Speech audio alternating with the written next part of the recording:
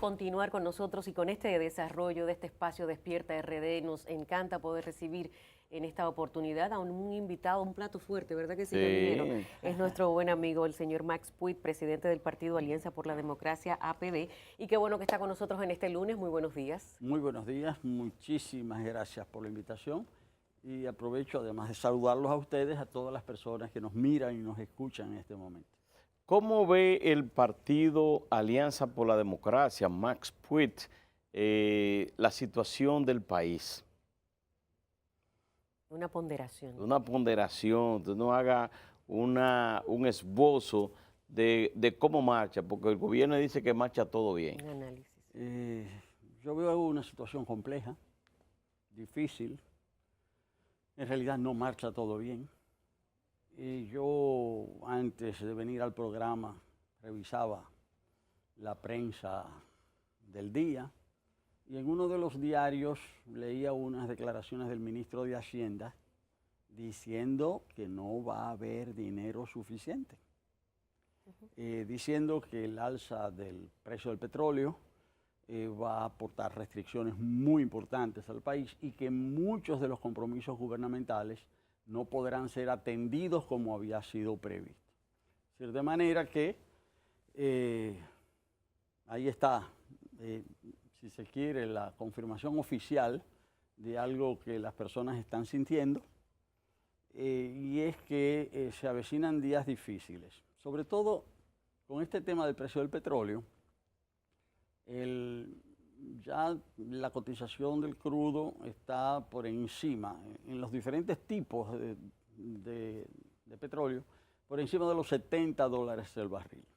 Y la previsión es que va a seguir aumentando y que antes de fin de año no va a bajar. Que incluso para el año 2019, bueno, algunos se aventuran a decir, pero ya eso es Especulaciones, ¿verdad? Sí, ya no es tan seguro. Algunos se atreven a decir que el petróleo va a volver a subir a los $100. Esto no solo por razones de orden, bueno, por razones de orden económico, pero también por razones de orden político. El presidente Trump anunció en días pasados que él iba a hacer que el petróleo bajara. Bueno, él dice cosas de ese tipo. Él llamó por teléfono al rey de Arabia Saudita. Él dijo que el rey le había dicho, se había comprometido a aumentar la producción de petróleo de Arabia Saudita, y luego el rey lo desmintió, dijo que no, que eso no era cierto, que no era verdad.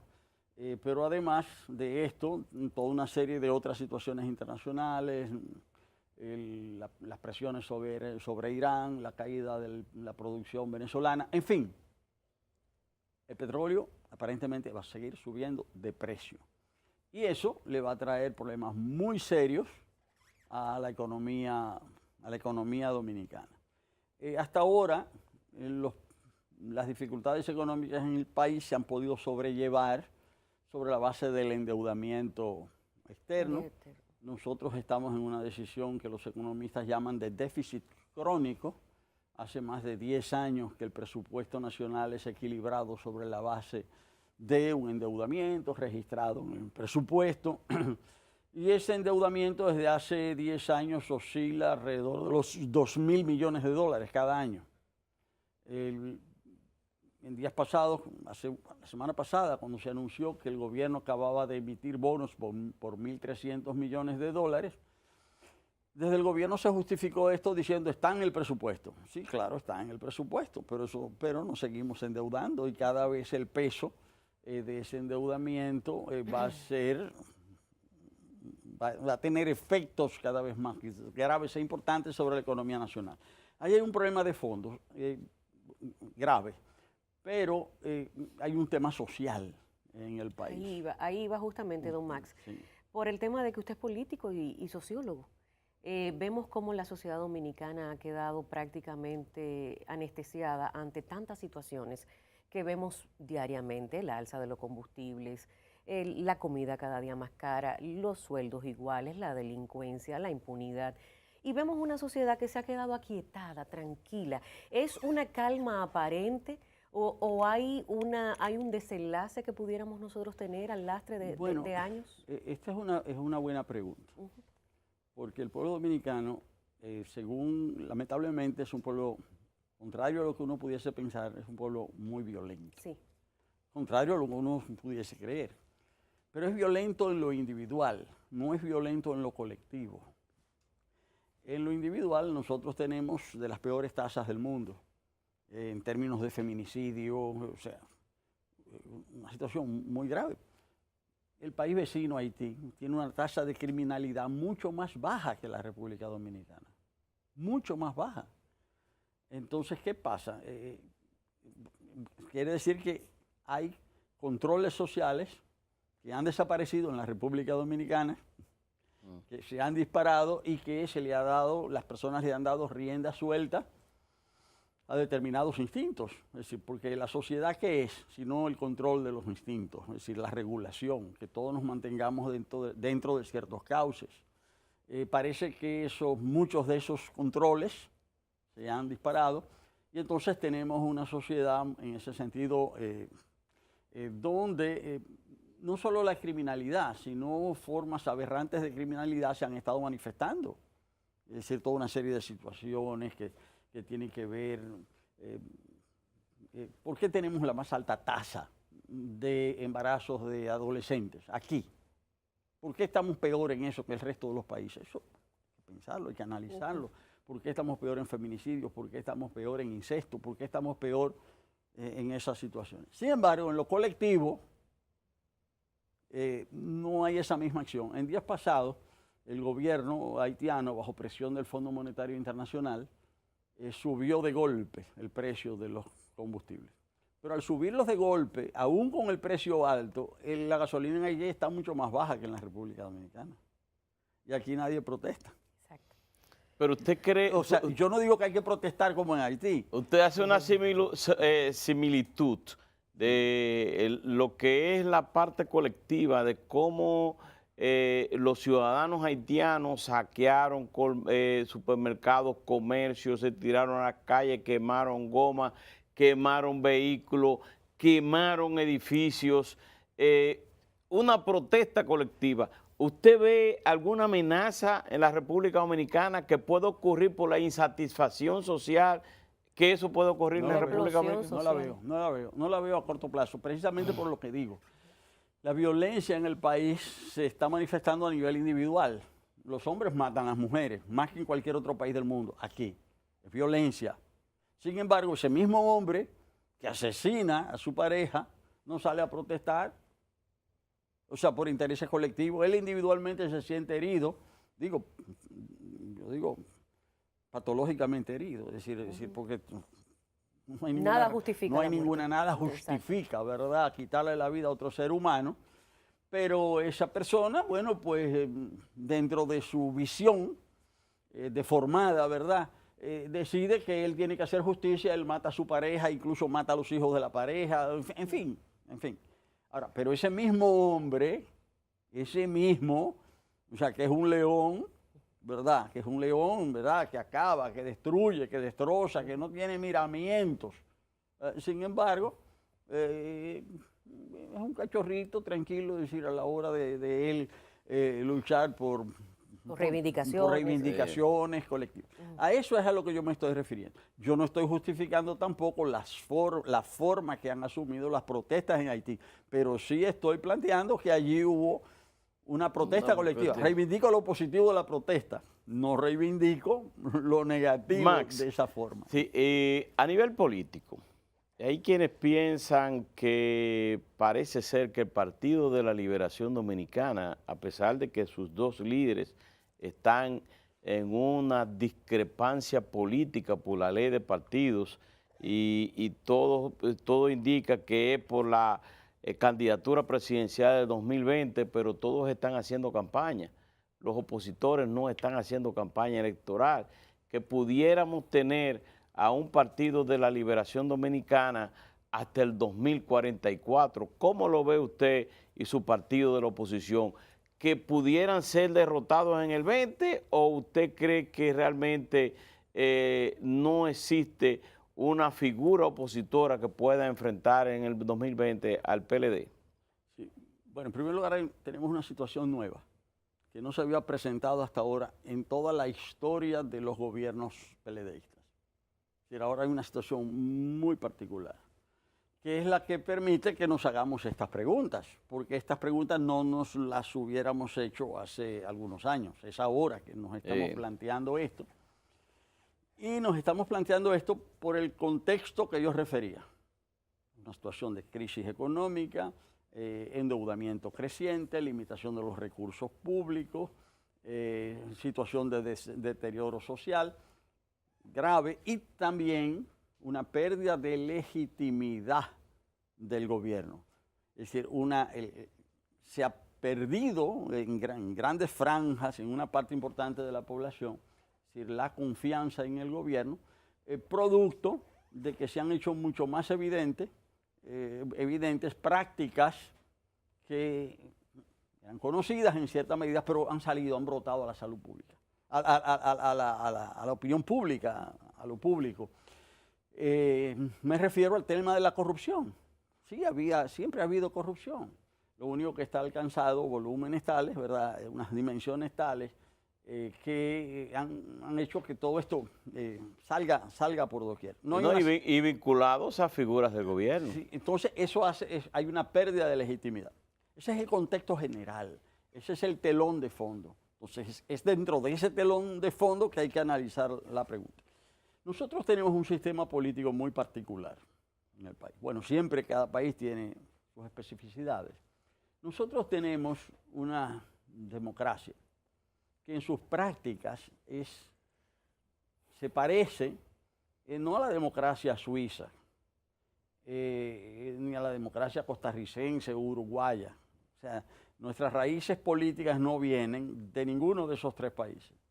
El sistema político dominicano se parece mucho, hereda mucho de lo que fue el sistema político mexicano, del PRI, lo que fue el sistema político venezolano, de las elecciones, de la corrupción de las elecciones venezolanas, y el sistema también duro de la Cuba prerevolucionaria. La democracia, lo que llamamos democracia dominicana, viene mucho de ese México, de esa Venezuela y de esa Cuba. Y dígame usted la mezcla. Sí, no, pero si uno se pone a analizar, es decir, el sistema político, y entonces los partidos funcionan como funcionaban los partidos en esos países. Ahora, el sistema político dominicano ha terminado pareciéndose más al sistema mexicano, porque en México había un sistema de partido dominante. Es decir, un sistema no de partido único, sino de muchos partidos, pero hay uno que tiene una preeminencia tal que controla no solamente todos los poderes, sino las organizaciones sociales. El PRI en el caso de México el PRI, y el PLD aquí. El PLD ha terminado convirtiéndose en un partido dominante al estilo del PRI mexicano. Ahora, ese sistema funcionaba porque tenía un mecanismo de reproducción del poder. El principio básico era la no reelección. Entonces salía un presidente, él designaba al sucesor, le llamaban el gallo tapado, ese venía con su equipo, eso es lo que en México se llamaba la camada o la nueva camada. Entonces una camada sustituía a la otra, ese sistema se mantuvo casi 90 años, una camada tras la otra. Pero para que ese sistema funcione, ese sistema de reproducción del poder funcione, tiene que haber no reelección. Ahora, cuando dentro del partido dominante se establece el principio de la reelección, entonces no puede funcionar la camada, porque se forman bloques, dos grandes grupos, en donde los jefes de esos grupos quieren ser los presidentes. Ahí se atasca la fábrica de presidentes, deja de funcionar. Porque ya no son distintos presidentes los que van a surgir, sino que son los dos jefes de las corrientes, facciones, ¿verdad?, los que se enfrentan. Estamos en esa situación. ¿Usted cree que el presidente Danilo Medina está buscando una segunda reelección? Absolutamente. ¿Sí? Absolutamente. Yo estoy viendo la cantidad de spots, la cantidad de cortos, de fílmicos, de reeleccionistas que están saliendo. Cada semana salen dos diferentes. Claro, no los pagan en los canales formales, pero sí por las redes están... Es una promoción reeleccionista. Intensa, no porque lo dice. Permanente. Lo dice. Yo cada vez se me llena el celular de esa campaña, porque como funcionan, se trata, como son equipos, que son equipos pagados para accionar las redes, esa gente se pasa el día entero. ¿Y hay mandando condiciones para reformar la Constitución de la República para permitir la reelección del presidente? creo que ¿Usted hay- cree que existen las condiciones? Hay muy pocas, pero sí creo, sí estoy convencido, respondiendo a la pregunta anterior, decía que él está absolutamente empeñado en eso y hay más que evidencias.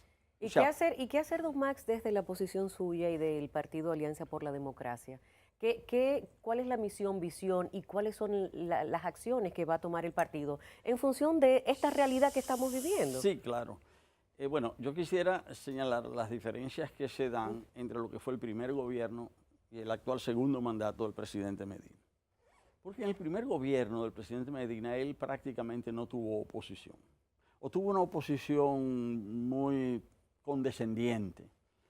Yo diría que había una oposición que prácticamente no se oponía. Una parte de la oposición se la pasaba criticando al gobierno anterior, en lo que coincidía con el presidente Medina, que también criticaba al presidente anterior. En eso nos pasamos 3 años y nadie se imaginaba, generalmente la generalidad de las personas no se imaginaba lo que podía pasar, pero el presidente Medina sí sabía lo que él quería que pasara, porque él estaba urdiendo su plan y lo ejecutó. Ahora, para ejecutarlo, él tuvo varios elementos a favor. Él primero tomó el control de su partido, hubo una convención interna, ganó mayoría en el comité central, ganó mayoría en el comité político.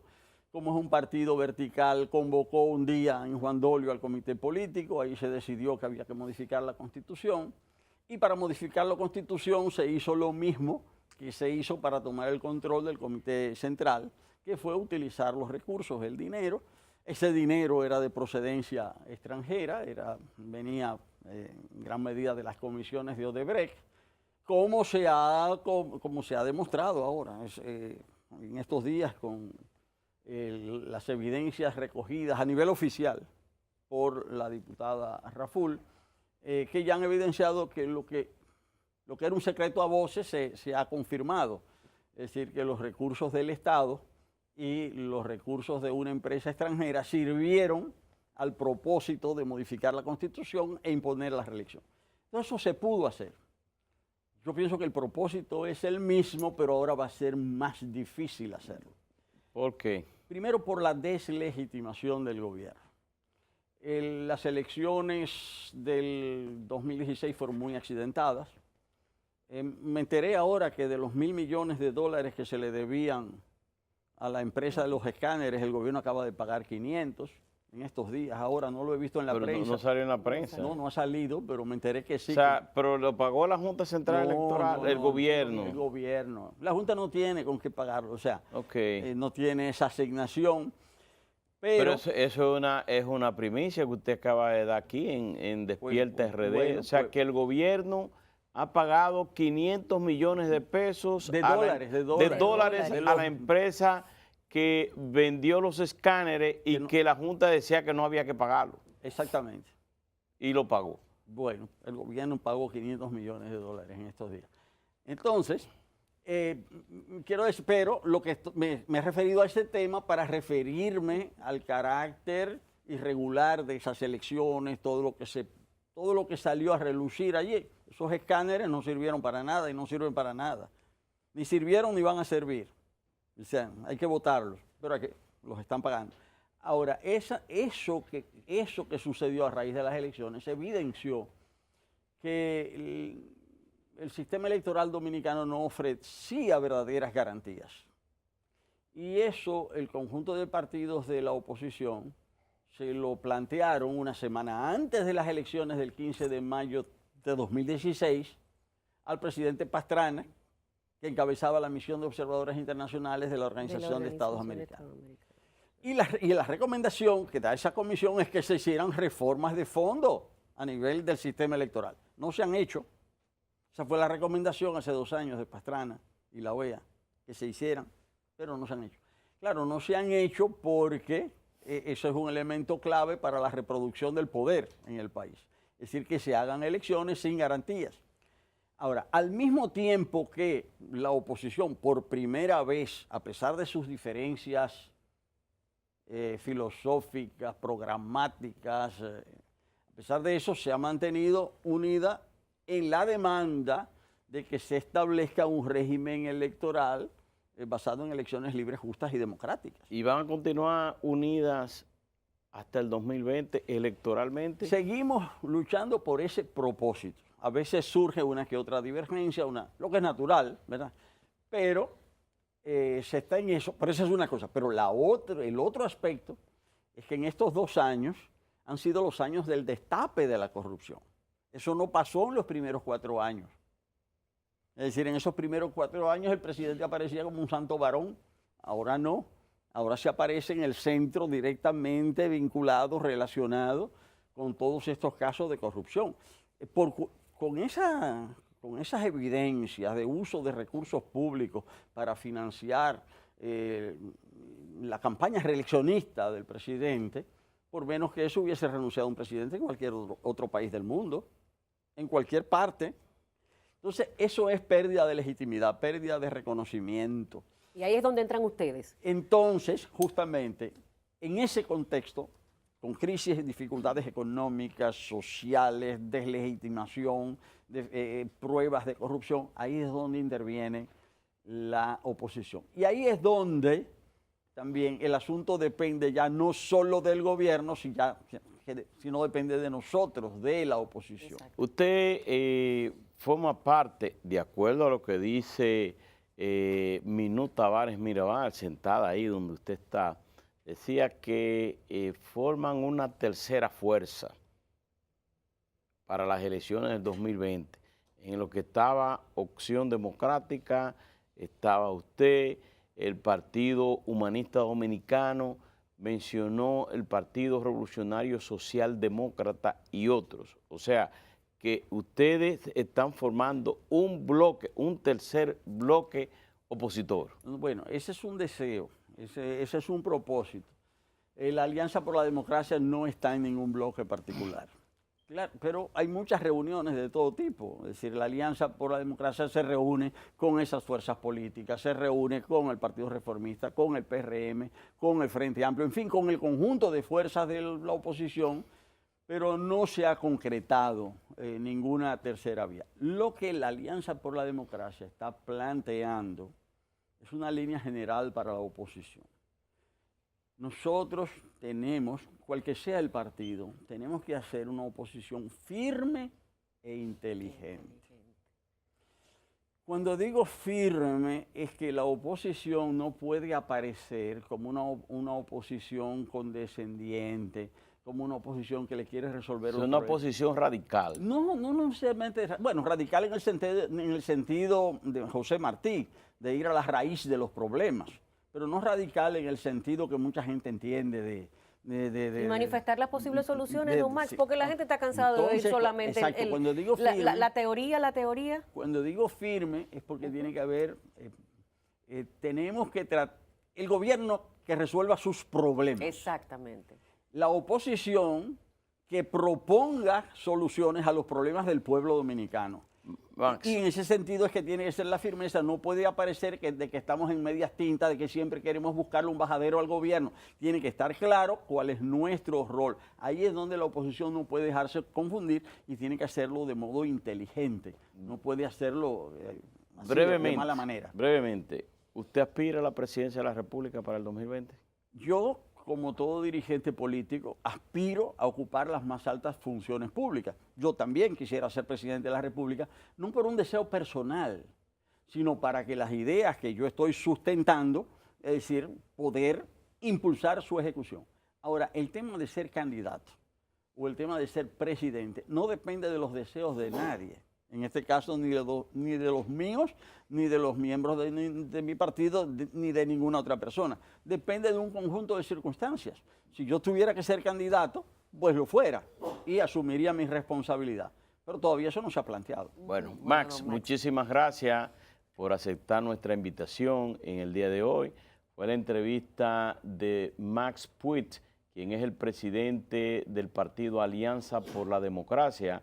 Ustedes, amigos televidentes, muchísimas gracias por mantenerse en sintonía durante toda esta jornada del día de hoy. Será hasta mañana. Lo convocamos para que nos encontremos de nuevo aquí mañana martes. Hasta mañana. Gracias, don Max.